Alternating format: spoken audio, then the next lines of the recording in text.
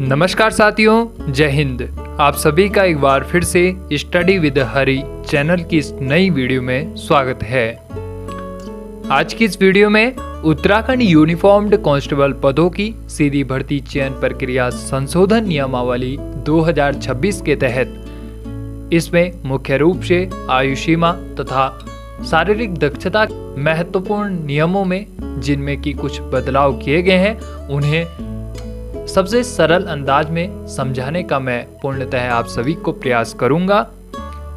तो चलिए सीधा आप वीडियो की शुरुआत करते हैं। और यहाँ पर वीडियो की स्क्रीन पर जिस प्रकार से आप देख पा रहे होंगे 9 जुलाई 2026 की यह अधिसूचना जारी की गई है, जिसमें आप नीचे की तरफ अगर बढ़ें तो यह अधिसूचना उत्तराखंड वर्दीधारी सिपाही पदों पर सीधी भर्ती प्रक्रिया चयन प्रक्रिया से संबंधित है और इसमें 2026 की संशोधन नियमावली को तत्काल रूप से लागू किया जा रहा है। इस व्यवस्था में क्या लिखा गया है, इस नियमावली में क्या संशोधन किया गया है, इसे आज इसकी आयु सीमा में क्या बड़े बदलाव हुए हैं, इसमें शारीरिक दक्षता में क्या बड़े बदलाव हुए हैं, इसे हम बहुत ही एकदम सरल अंदाज में आप सभी के साथ समझने का प्रयास करेंगे। और इसी नियमावली के इस पीडीएफ को अगर आपने इससे पहले देखा होगा या आपने कोई और अन्य वीडियो देखी होगी या आपने हो सकता है कि किसी ग्रुप के माध्यम से इसे पढ़ा होगा, तो इसमें आप लोगों ने हो सकता है कि इतने ध्यान से नहीं देखा होगा। इसमें एक चीज़ को साफ तौर पर रखा गया है। इसमें उत्तराखंड वर्दीधारी सिपाही की जो चयन प्रक्रिया में जो आयु सीमा, कई लोग कह रहे हैं कि 18 से 25 वर्ष पूरी हो चुकी है और आपस में बधाइयाँ दे रहे हैं, लेकिन इसमें क्या बदलाव किए गए हैं और किन पदों पर यह बदलाव मान्य नहीं होंगे, ये भी मैं इस बात का भी अभी आप सभी के सामने यहाँ पर इस बात को भी इस वीडियो के माध्यम से ही लाने वाला हूँ। सबसे पहले तो आप वीडियो की स्क्रीन पर यहाँ पर ये चीज़ देख पा रहे होंगे, ये लिखा गया है, साथ ही यहाँ पर लिखा गया है कि जितनी भी वर्दीधारी, यहाँ पर एक चीज़ और देख लीजिए, यह जो पीडीएफ है ये उत्तराखंड के जो कार्मिक विभाग से ऑफिशियल पीडीएफ आए हैं, ये वर्दीधारी सिपाही पदों पर सीधी भर्ती की चयन प्रक्रिया संशोधन नियमावली के तहत है। इसके बाद जो दरोगा लेवल के जो पद होंगे उनका भी अलग से पीडीएफ निकाला गया है, उस पर भी मैं अलग से वीडियो तैयार करूंगा। इसी के साथ यहाँ पर बस उसमें और इसमें यही अंतर है कि लगातार मैं उसको शायद दूसरी ही वीडियो में आप लोगों को समझा पाऊँ, फिलहाल इसको यहाँ पर समझा देता हूँ। सबसे पहले आप सभी को बिल्कुल भी कंफ्यूज नहीं होना है। आप सभी जब इस पीडीएफ के माध्यम से यहाँ पर देख पा रहे होंगे, यहाँ पर स्तंभ 1 और स्तंभ 2 रखे गए हैं। विद्यमान नियम में लिखा गया है कि सीधी भर्ती के लिए ये रूल 10 है, यहाँ पर आप देख पा रहे होंगे, सीधी भर्ती के लिए अभ्यर्थी की आयु जिस कैलेंडर वर्ष में रिक्तियाँ आयोग द्वारा विज्ञापित की जाए उस वर्ष की प्रथम जुलाई को अभ्यर्थी की आयु 18 वर्ष और 25 वर्ष से अधिक नहीं होनी चाहिए। अभ्यर्थी की आयु न्यूनतम 18 वर्ष और अधिकतम 25 वर्ष, परंतु उत्तराखंड राज्य की अनुसूचित जातियों, अनुसूचित जनजातियों, अन्य पिछड़ा वर्ग और ऐसी अन्य श्रेणियों के अभ्यर्थियों के मामले में जिन्हें सरकार द्वारा समय समय पर अधिसूचित किया जाए, अधिकतम आयु उतनी बढ़ाई जाएगी जैसा कि विहित है। ये था विद्यमान नियम। अब स्तंभ 2 में क्या किया गया है, एतद द्वारा प्रतिस्थापित नियम, जो पहले स्तंभ 1 के नियम को प्रतिस्थापित किया गया है और जिस व्यवस्था को तत्काल प्रभाव से लागू भी किया गया है 2026 में। इसमें क्या लिखा गया है, अब ध्यान से देखेंगे यहाँ पे आगे की तरफ। पहली लाइन वही है, सीधी भर्ती के लिए अभ्यर्थी की आयु जिस कैलेंडर वर्ष में रिक्तियाँ आयोग द्वारा विज्ञापित की जाए उस वर्ष की प्रथम जुलाई को अभ्यर्थी की आयु न्यूनतम 18 वर्ष और अधिकतम 25 वर्ष होनी चाहिए, ये लिखा गया है यहाँ पे। दूसरी, पहले वाले में 25 वर्ष से अधिक नहीं होनी चाहिए, इसमें लिखा गया है अधिकतम 25 वर्ष होनी चाहिए, ठीक है, ये लिखा गया है। फिर लिखा गया है परंतु आरक्षी पुलिस, आरक्षी पीएससी, आरक्षी आईआरबी, वो अग्निशामक यानी constable police, constable PSC, constable IRB और फायरमैन की जो भर्ती आएगी, जो उनके पद आएंगे, उनको छोड़कर, ये आप हाईलाइट करके ध्यान से देखिएगा इस लाइन को, उनको छोड़कर यहाँ पर अगर हम हाईलाइट करने की इसको कोशिश करें, उनको छोड़कर इस नियमावली के प्रख्यापन की दिनांक से दिनांक 31 दिसंबर 2028 तक सीधी भर्ती के लिए अभ्यर्थी की आयु परिशिष्ट क में उल्लेखित पदों पर लागू संगत सेवा नियमावली के अनुसार होगी।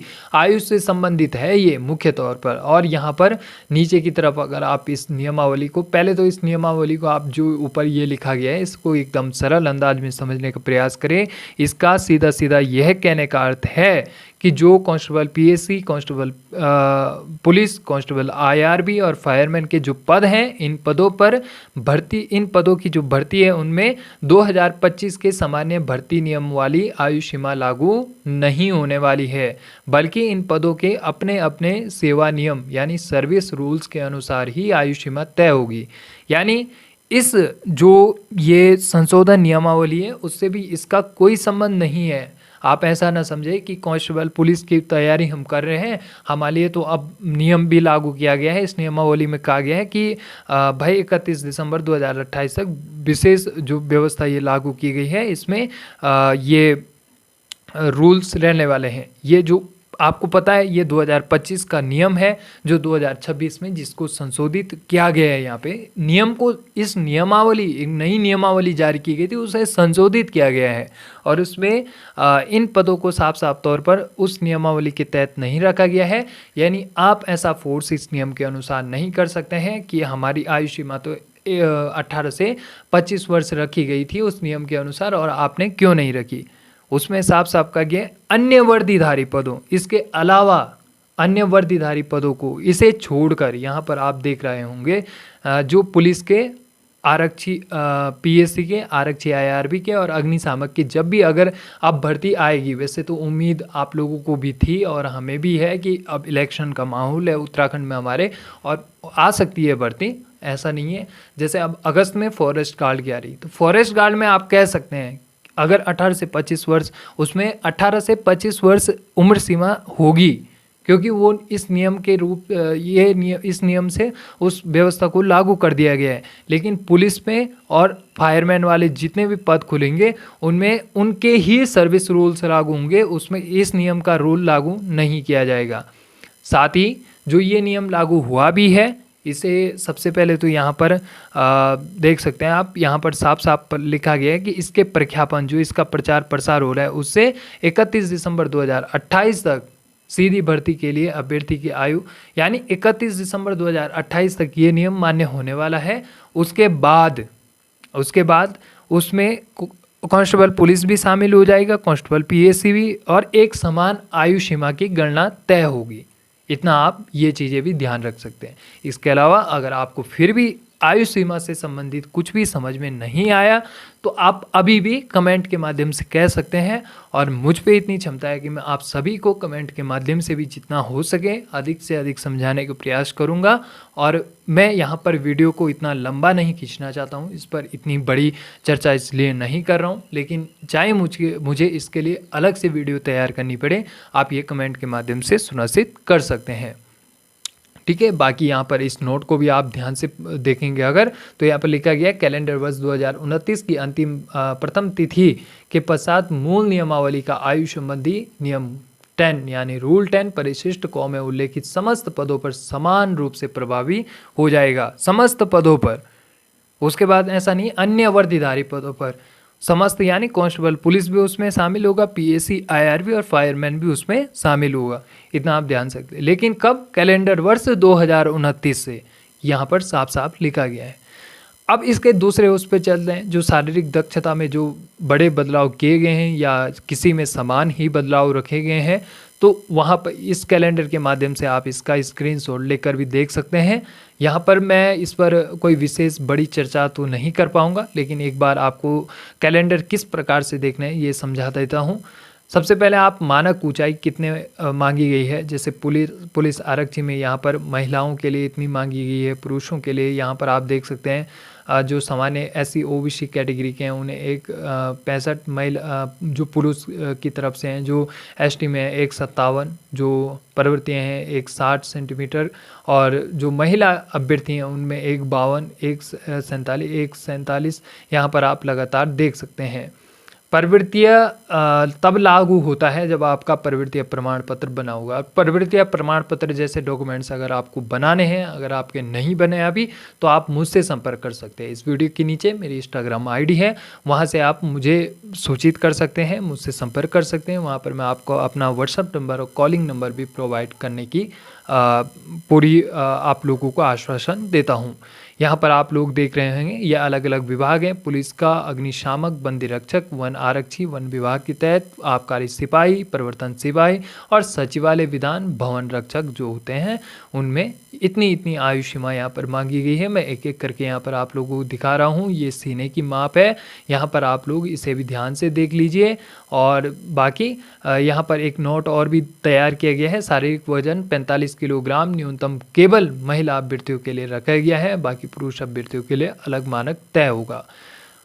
परिशिष्ट ख 2 के अंतर्गत शारीरिक दक्षता परीक्षा मापदंड को यहाँ पर रखा गया है। आप लोग यहाँ पर ध्यान से देखिएगा। जो यहाँ पर परिशिष्ट ख 2 होगी उसमें शारीरिक दक्षता होगी, वो शारीरिक मानक थे कुछ उसमें। जो आपकी सबसे पहले जैसे लंबाई होती है, फिर आपकी सीने की माप होती है, यानी जो आपकी चेस्ट नापी जाती है, और जब आपकी चेस्ट और लंबाई आ जाती है उसी के बाद आप एलिजिबल होते हैं शारीरिक दक्षता के लिए, शारीरिक एक्टिविटीज़ के लिए। जैसे क्रिकेट बॉल थ्रो आपका होने वाला है, लंबी कूद, चिनिंग अप, जो बीम आप कहते हैं जिन्हें बीम, दौड़ आपकी जो रेस होने वाली है, शटल रेस होने वाली है। इसमें अलग अलग पदों के हिसाब से, ऐसा नहीं है कि सभी पदों में एक ही प्रकार की होगी, लेकिन अलग अलग। यहाँ पे आप नीचे की तरफ देख सकते हैं जिन पदों में नहीं होगा वो डैश किया गया है। इसका भी आप एक बार स्क्रीनशॉट ले लीजिए। अगर ये पीडीएफ आपके पास नहीं है, पहले तो आपके पास ये पीडीएफ जो उत्तराखंड की ऑफिशियल साइट है वहाँ पर आ गया है, और अगर आप वहाँ से डाउनलोड नहीं कर पा रहे हैं, नहीं है, तो आप बिल्कुल मुझसे इस पीडीएफ को मांग सकते हैं इंस्टाग्राम के माध्यम से। मैंने पूर्व में भी आपको सूचित कर दिया है कि मेरी इंस्टाग्राम आईडी इस वीडियो के नीचे कमेंट सेक्शन में भी है, और डिस्क्रिप्शन में भी है। कमेंट सेक्शन में पिन कर दूंगा, आप लोग वहाँ से भी मुझसे कांटेक्ट कर सकते हैं। बाकी जितने भी साथी मेरे साथ उत्तराखंड की तैयारी करने वाले साथी हैं, उन सभी के लिए भी हार्दिक बधाइयाँ कि आपको जो आने वाले जो अब फॉरेस्ट गार्ड के पदों की तैयारी कर रहे हैं, या अन्य वर्दीधारी जो अन्य पदों की तैयारी कर रहे हैं, आपकी आयु सीमा, आपको मौका दिया गया है, आपकी आयु सीमा में बड़ा बदलाव किया गया है। आप सभी हार्दिक बधाइयाँ आप सभी को। और अगर आप सभी को कोई भी अभी भी कोई भी डाउट है तो आप सभी कमेंट्स के माध्यम से ज़रूर बताइए। चलिए साथियों, इस वीडियो में अंतिम तक बने रहने के लिए आप सभी का बहुत बहुत धन्यवाद, बहुत बहुत शुक्रिया।